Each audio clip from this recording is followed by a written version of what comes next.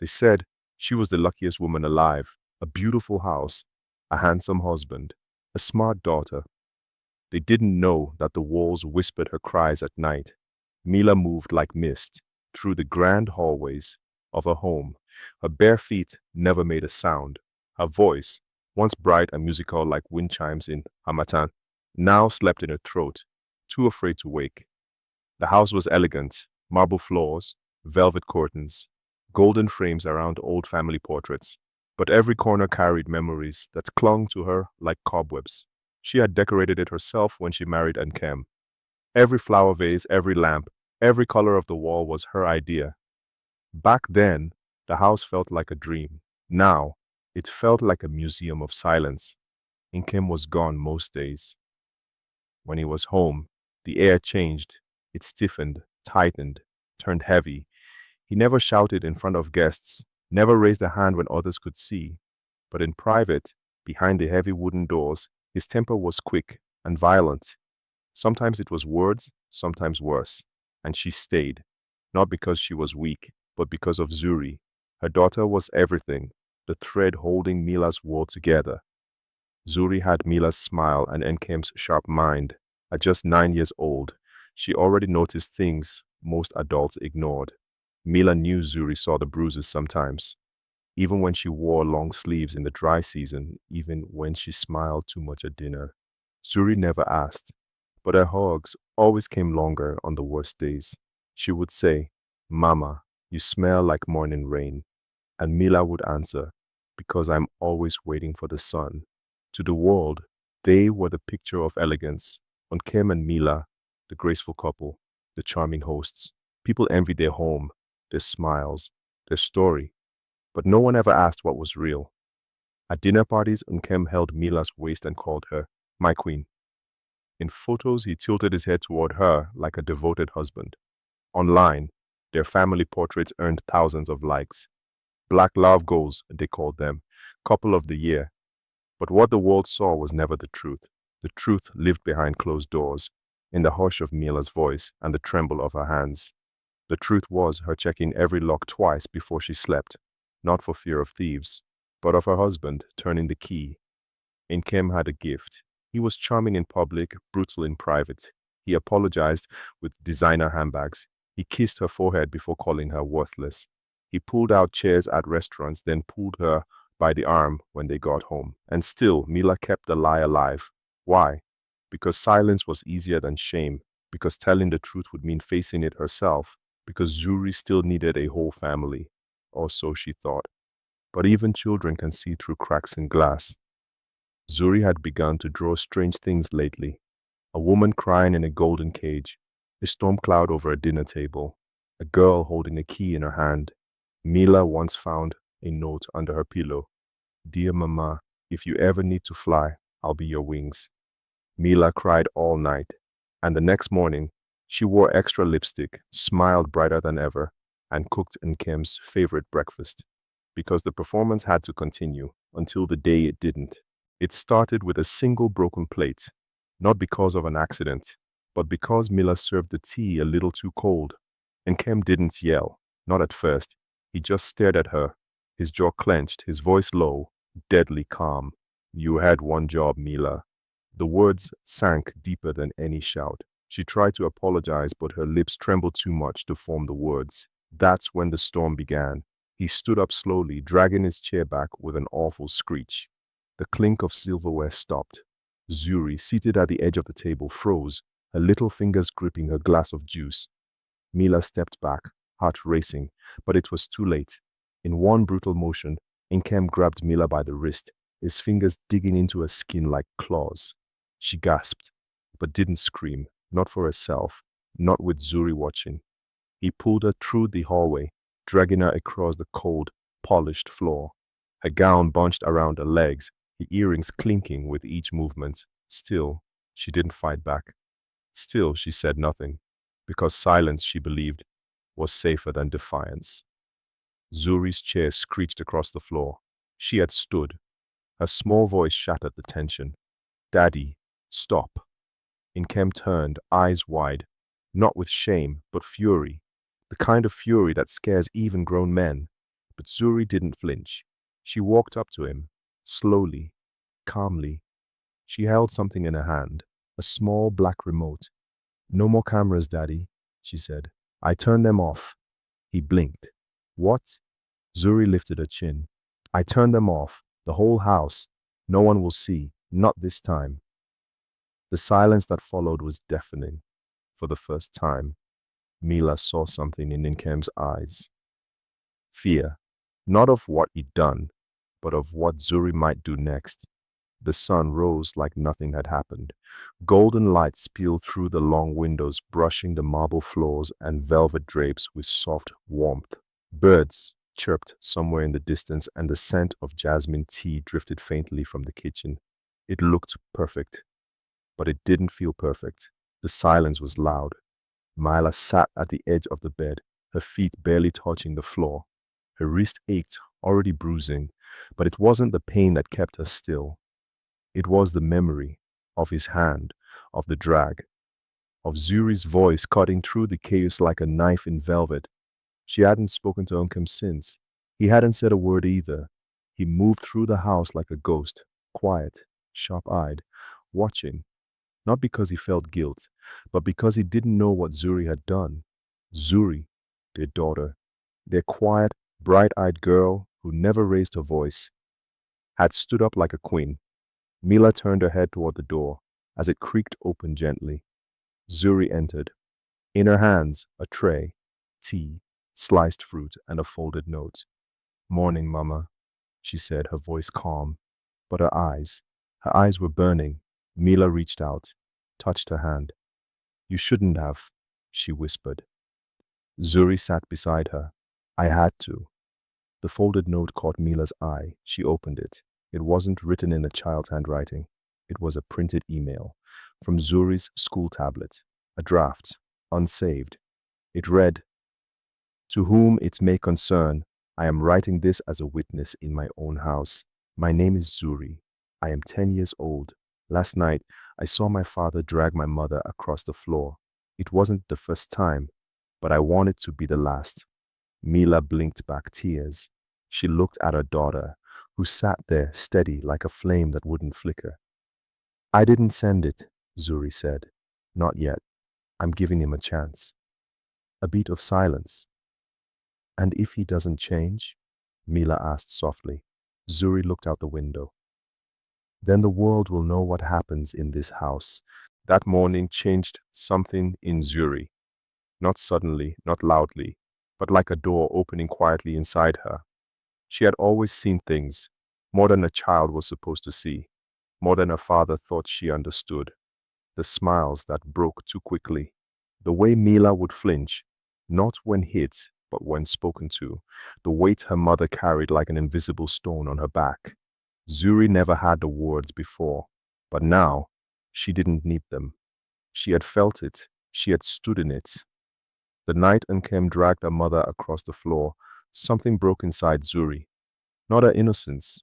She had lost that a long time ago. What broke was her silence. That day, while Nkem paced around the living room, phone in hand, shouting about business deals and public image, Zuri sat in her room with a notebook. She began to write, not a report, not a letter, a story, her mother's story, her own story. "Once, there was a woman made of gold," she wrote, "but the man she loved only saw his own reflection in her shine." She filled pages.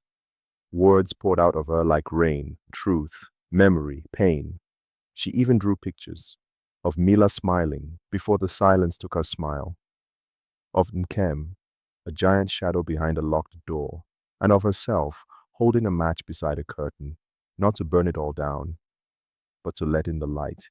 That evening, she slipped the notebook into her backpack. She looked at herself in the mirror, braided hair neat, school uniform pressed, a child on the outside. But inside, something was rising. She walked past the dining room where Nkem sat with a glass of wine. He didn't look at her, but she looked at him. And for the first time, she didn't blink. In her mother's room, Mila sat quietly, pretending to read. Zuri placed the notebook gently on the bed. "What's this?" Mila asked. My voice, Zuri replied, written down, so no one can ever say it didn't exist. Mila opened the first page and gasped softly. Tears welled in her eyes as she read the lines that no one had ever dared to speak aloud. Zuri didn't wait for praise. She didn't need it. She had awakened. And once a child's eyes open, they never close the same way again. A week passed. The house was quiet, too quiet. And Kim was calmer now, pretending the past hadn't happened. Mila spoke less, Zuri watched more. And then came the announcement. "We're throwing a birthday party," Inkem declared one morning at breakfast, smiling like nothing was broken. "Big celebration, important guests, photographers. I want the world to see us. Happy. Perfect." Mila stared at him, her spoon frozen in the air. Zuri blinked, slowly. She knew this wasn't about her birthday. It was about control, about image. But Mila nodded. She always nodded. And just like that, the house became a stage. Flowers arrived in buckets. Tables were dressed in white and gold. Chefs took over the kitchen, making food no one in the house ever ate. A massive banner was ordered. "Happy 10th birthday, Zuri, Daddy's little princess." Zuri wanted to rip it down. She wasn't his princess. She wasn't anyone's puppet. But she stayed quiet. For now, Mila moved through the house like a ghost in silk. Every detail she arranged. Every candle she lit. Every glass she polished. Not because she wanted the party, but because she was watching, measuring, waiting. That evening, she stood alone in her bedroom, holding a navy blue dress. It shimmered like the ocean before a storm. Zuri came in and stood behind her. "You look beautiful in that dress," Zuri said quietly. Mila smiled at her daughter's reflection in the mirror, a real smile. Small, but real. "I won't let him ruin your birthday," Mila whispered. Zuri stepped forward and took her mother's hand. "We won't let him ruin anything anymore." The party was set. The chandeliers glowed. Laughter echoed in advance, though no one had laughed in days. Inkem stood at the center of it all, greeting guests with his politician's grin. Camera flashes followed him like loyal dogs. He looked at his house, his wife, his daughter. Everything sparkled. But behind every sparkle, there was smoke. Behind every smile, a storm waited. Because this birthday wasn't just about Zuri, it was about truth. And truth, when it finally walks into a room, does not knock. The music was soft. Laughter floated through the halls like perfume. Men in suits clinked glasses. Women in gowns whispered gossip beneath painted smiles. And in the center of the room stood Ankem, proud, polished, pretending. "Look at my beautiful family," he said to a journalist, draping an arm around Mila. Her smile was practiced, but her eyes said nothing. Zuri watched her father through the crowd. Her small hands folded in front of her. She wore a satin dress, light purple with pearl buttons. She looked like a doll, but she felt like fire. After the dinner, a man took the microphone. "Before we cut the cake, Mr. Ankem would like to say a few words about family." The room quieted. Ankem stepped forward. "Family," he began, voice full of honey, "is the foundation of everything I do. My wife, Mila, and our beautiful daughter Zuri are my greatest blessings." People clapped politely. Cameras flashed. Zuri looked at her mother. Then she stepped forward.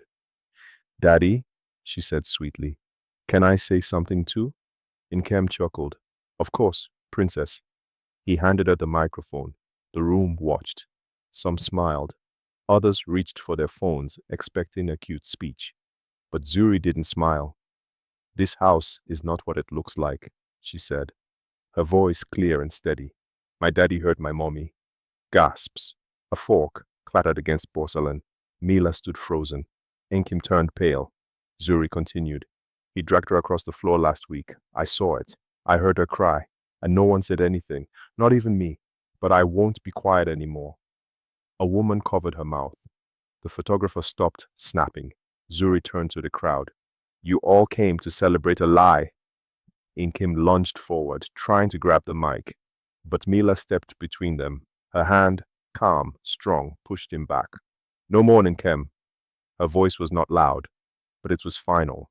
Inkem froze, not because of force, but because for the first time, Mila stood without fear.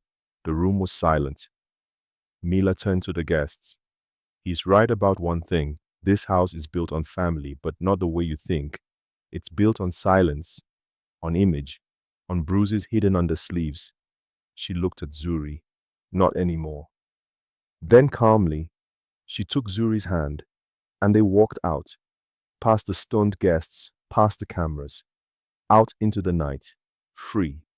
The house was no longer filled with music. No more champagne glasses clinking, no more false smiles, only silence, and the echo of a little girl's truth. Zuri sat on her bed that night, still in her birthday dress, her legs folded beneath her. Her hands were steady, her eyes wide open. Mila sat beside her, gently undoing her daughter's braid. "You were brave today," she whispered. "But why now?" Zuri looked up. Her voice was soft, but it did not tremble. "Because you stopped singing, Mama." Mila froze. "You used to hum in the kitchen, in the bathroom, when we read stories, but one day, the music disappeared. I kept waiting for it to come back, but it didn't." Tears welled in Mila's eyes. "Then I heard you cry, at night, behind the walls, on the floor, but in the morning, you smiled, and I thought, maybe that's what women are supposed to do. Maybe pain is normal." She shook her head slowly, but it didn't feel normal. It felt like something ugly was crawling across our home, something heavy. Zuri paused. "So I decided, if you couldn't sing, I would speak. For both of us." Mila pulled her daughter into a deep embrace. "I was trying to protect you, Zuri," she said, voice breaking. "And I was trying to protect you," Zuri replied. The room was warm, yet something deeper filled the space now, an honesty that had never been allowed to live here. Down the hall, Inkem sat alone in his study. He had replayed the scene at the party 100 times, each word from Zuri like a knife, each glance from Mila like a mirror. He picked up his phone, 10 missed calls, 100 unread messages, and one video clip. Little girl exposes father's abuse in public. His image was crumbling, his name no longer golden. He looked at the family portrait on his desk. It mocked him. But in Zuri's room, for the first time in years, peace came, not in silence, but in truth. And Mila, she rested her head beside her daughter's, whispering, "Your voice brought my heart back to life." Morning came, not with sunlight but with noise. The world had seen, the world had heard, and the world had something to say. Mila's phone buzzed nonstop, calls, messages, news alerts. Even people she hadn't spoken to in years suddenly remembered her name. "Is it true? You're so strong. I had no idea. How is Zuri doing? Can we talk?" But Mila didn't answer anyone. She sat at the edge of her bed, staring at nothing. Her body felt light, but her spirit heavy, not with shame, but with freedom. The kind that comes after a storm rips through your life and leaves behind a sky so quiet, you almost forget how to breathe. Nkem had vanished from the house, from his office, from every space where people once bowed when he walked in. Now they whispered. The media circled like vultures. Former CEO exposed by daughter's birthday speech. Behind the mansion gates, a family's hidden pain. When a child breaks the silence, his face, once respected, now stained by shame. No amount of wealth could unhear Zuri's voice. No amount of charm could undo Mila's silence. Inside the house, things were still. No staff, no guests, no fake smiles, just Mila and Zuri. The little girl tiptoed into the kitchen, dragging her favorite pink stool. "Mama?" she asked, peeking into the pantry. "Are we having breakfast today?" Mila turned. Her eyes were puffy, but her lips curled into a soft smile. "Yes, we are." And for the first time in a long time, Mila cooked with the windows open. She played music. She hummed. And Zuri danced in her pajamas, spinning around the kitchen floor. "You're singing again," Zuri giggled. Mila paused, nodded. Yes, because you gave me back my song. Outside, the world debated. Some believed, some didn't. Some argued over who was right and who was wrong. But inside that house, inside Mila's heart, there was no more pretending, no more performing, only rebuilding. Because once a woman reclaims her voice, even silence becomes a strength. The world had talked. The noise had risen, like thunder crashing against a glass house. But Zuri remained still. She didn't speak for interviews. She didn't repost the viral video. She didn't respond to the hashtags with her name. At school, her teachers looked at her differently, some with pride, some with pity. Her classmates whispered, "She's the girl who said it, the birthday speech girl. Her father's in trouble because of her." Zuri just sat at her desk, head down, drawing sunflowers in the margins of her notebook, because she never did it for attention. She did it for her mother. At home, the quiet was different now, not tense, not hollow, but calm, the kind of quiet that wraps around your skin like a warm blanket, the kind of quiet where healing hides. Mila and Zuri spent more time in the same room now. They read stories, they danced to music in the living room, they baked things that didn't rise properly, but still tasted sweet. One evening, Mila watched her daughter folding laundry. "Zuri," she said softly, "why did you say all those things at your party?" Zuri didn't look up right away. She carefully matched two socks. Then she said, "Because the truth was heavier than the cake." Mila blinked. The tears came again, but not the same kind. These were soft, warm, like sunlight after a long rain. Zuri's triumph wasn't loud. It didn't make headlines anymore. It didn't trend for weeks. But it made something stronger. It made space for her mother to breathe. It gave other children the courage to ask questions. It shook the silence in houses where screaming had become a secret song. And for Mila, it gave her the one thing she'd buried deep beneath her dignity: hope. In the end, there were no parades, no medals, no standing ovation, just a child who spoke, a mother who healed, and a house that finally knew peace. Because not all heroes wear capes, some just wear pink dresses and whisper the truth when the whole world is too afraid to scream. The days passed, not fast, not slow, just gently, like leaves falling from a tall tree, each one carrying a memory, a wound, a breath. Mila didn't return to the woman she was before Nkem. That woman was gone. And Mila, she didn't want her back. No, Mila became someone new, someone quieter, more watchful, wiser. She no longer needed to be the perfect wife in silk. She didn't care to be praised at gatherings or envied for a husband who smiled for guests and growled behind doors. She moved into a smaller apartment with Zuri. The walls were plain, the couch didn't match, but there was peace. There was music in the mornings. There was laughter that didn't shrink in fear. There were nights when Zuri fell asleep in her arms without trembling at footsteps in the hallway. Mila got a job, not glamorous, not loud, but as she managed a bookstore owned by an older widow named Mama Ife, a woman who smelled of lavender and resilience. And as Mila arranged books on shelves each morning, she whispered to herself, "I am not broken.